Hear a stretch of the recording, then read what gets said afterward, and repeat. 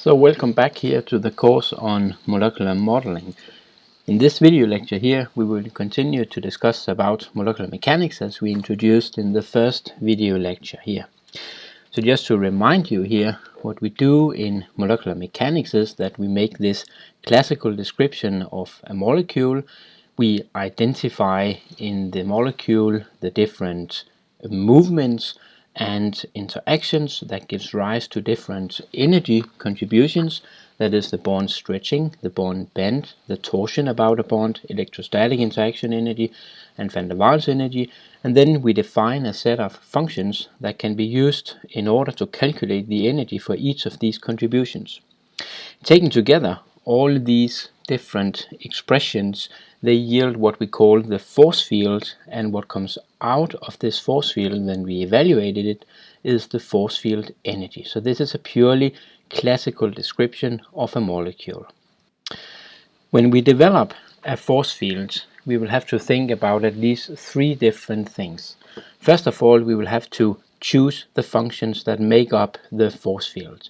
Here we will need a compromise between accuracy and computational cost. And this should be seen in the way that if we choose to use some quite complicated functions for, say, the bond stretching mode, then we will have quite accurate results, but we will also have a very high computational cost.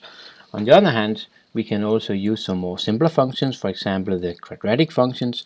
This will give us some very fast evaluation of the energy at a very low computational cost. So we need to think about how accurate do we actually want the results, and based on this, how should we choose these functions here. As we have seen here from the expression of the force field, a lot of constants and a lot of variables enter into this force field here. Take for example the stretching mode. Here we have the force constant which we need to determine in order to describe the stretching of a given bond. So we need to get this force constant from somewhere. Here we have to rely on some data set that can be generated either by electronic structure calculations or experimental data, and usually it is a mixture of experimental data and data calculated using higher order methods such as electronic structure calculation. So here we need to choose carefully the data set on which we do the calibration of our force fields. Having determined these parameters that enters into our force fields, then we need to validate our force field. That is to check that it actually performs in a good way. There are many force fields out there. I have here listed just a few of them: the amber, the charm, the Diding, the Grumars, the MM2, MM3, MMFF and OPLS. These are all different force fields. They differ from each other in the energy terms that are included in order to calculate the potential energy function, and also the parameterization procedure, that is the data set behind the parameterization of these force fields here. So when you are to choose a given force field that you should use in order to carry out some computational experiments, then it is always wise to choose a force field that has been parameterized for the kinds of systems that you are actually interested in. Let's take for example the amber force field. This has been developed mainly to study proteins, nucleic acid and lipids. MM2, MM3, which are also very popular force fields, these has been developed mainly in order to study smaller or medium-sized organic molecules. So be sure here to pick the force field that actually matches the problem that you are going to look at. In order to help you in choosing the better force field for a given kind of chemical problem that you are going to solve, we can divide the different force fields into some classes. In class 1, here we have force fields which are designed primarily to treat large systems. The functional forms are here kept as simple as possible, that is, for example, at the harmonic level. In class 2, here the force fields are designed to treat medium-sized systems. Here the functional forms are allowed to become more complicated. Again, for the stretching mode, this could be that we here include some effects of anharmonicity, for example. And class 3, this represents a further refinement with respect to class 2 force fields. Here the parameters depend on the neighboring atom types, and we may include what we call explicit polarization, that is we may include the effect that the charge distribution of the molecule is not only described by permanent charges but also by induced dipoles. So it's all about choosing a force field that fits to your problem. So let's try to look here at the computational cost associated by carrying out such calculations here. For this, we can look at the CPU time, that is the time that the computer needs in order to carry out such calculations here. And usually we talk about the scaling of the CPU time with respect to the size of the system. And as a measure of the size of the system, we could use the number of atoms. In molecular mechanics, this scaling here is seen to be n to the power of 2. That is a quadratic scaling of the CPU time with respect to the number of atoms in our system here. Even though this might seem as a quite steep scaling, we should know that the quantum chemical methods, they have at least an n to the power of 4 scaling here.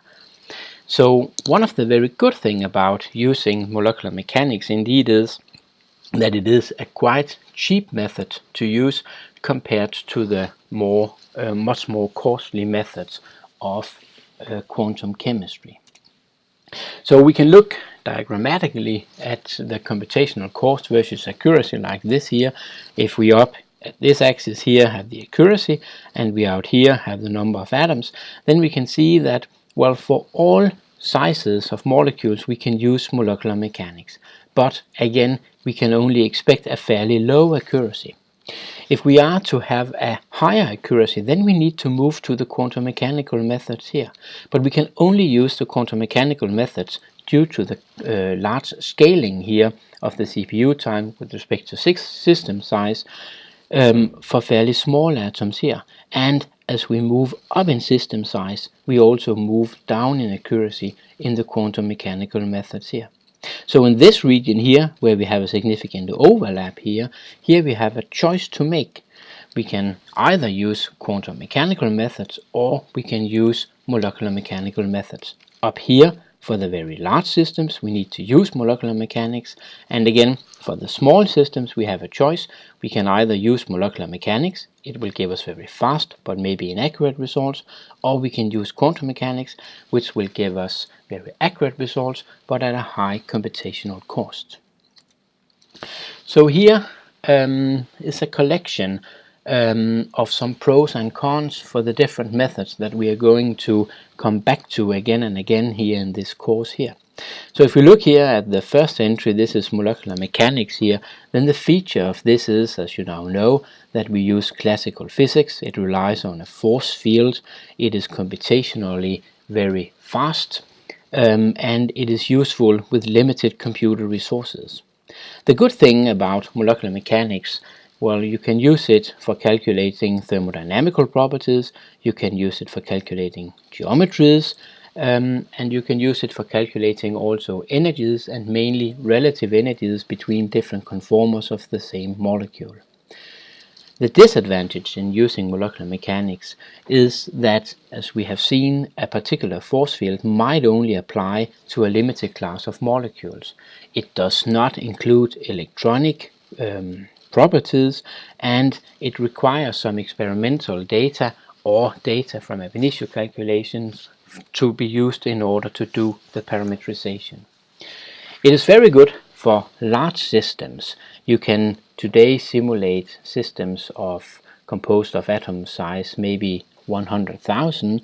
A very significant drawback here in the molecular mechanical method is that you cannot consider processes where breaking or forming of chemical bonds is taking place, simply due to the fact that this involves change in the electronic degrees of freedom, and you really do not include those explicitly in molecular mechanics.